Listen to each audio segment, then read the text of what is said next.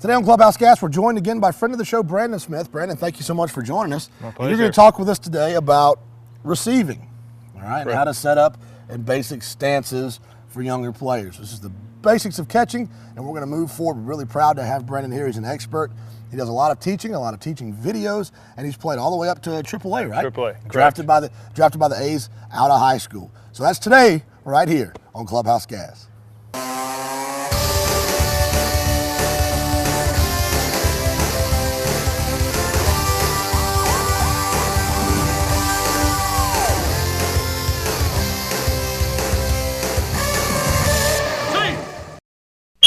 All right, great. Let's go ahead and get started. We're going to talk about the receiving stance that we want to use at a younger age, and actually this is going to build into what players will use throughout their career as a catcher. First thing I want to talk about is the signal stance, and you'll see a lot of big leaguers get in their stance with their feet close together. They're on the balls of their feet. They're just in a good, relaxed position. They want to be in a position where the pitcher can look in and see the sign. I may call a fastball and I want to go outside. All right, so this is our signal stance. Common errors here is when players get hunched over too far and they put their hand out in front. Well, this is not very stealth for anybody, because pretty much anybody in the park knows that this catcher's put down fastball. So we want to make sure that we hide our sign from the opponents, but we want to be in a position where the pitcher can see the signal.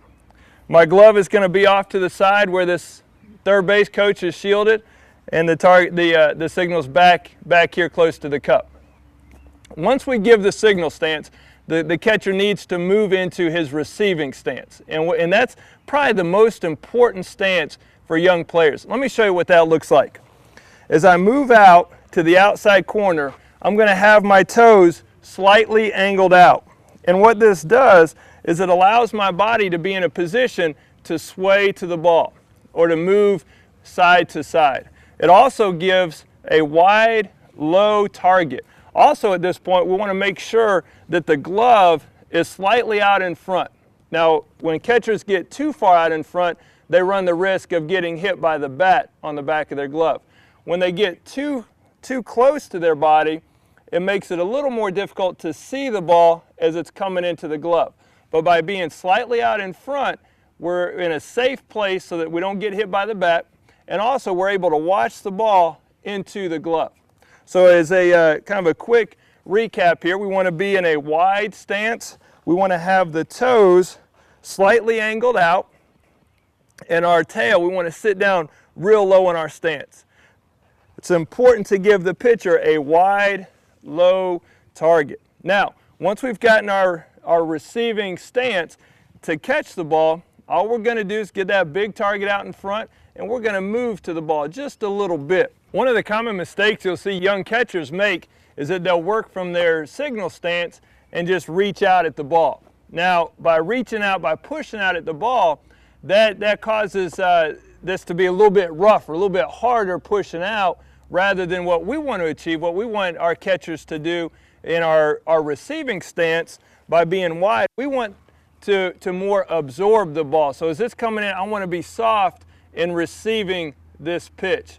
Not only does it make it easier for me to catch the ball, but this instills good habits, because you notice if I'm moving to the ball all the time on all the balls that I catch, that's only going to make it easier for that catcher to drop down and block the ball. By staying in the middle here, like a lot of young catchers do, and reaching, now when the ball's in the dirt, now they just try to reach for it rather than being in the good habit of moving out to the ball.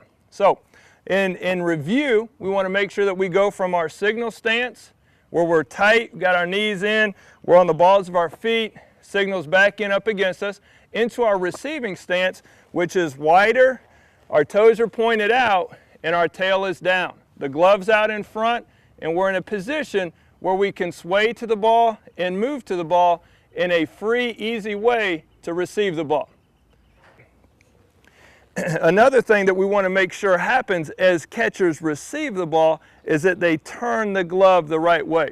On the ball that is to their outside, to this outside part of the plate to a right-handed batter, all right, so we got the right-handed batter, this pitch is outside, this catcher, as he sways, he's just going to turn his thumb down just a little bit.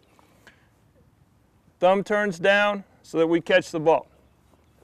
All right, Brandon, thank you so much. We really appreciate it. Hope that you come back and do some more stuff with us. Yeah, my pleasure. Until then, you can check out your website. It's ebaseballtips.com.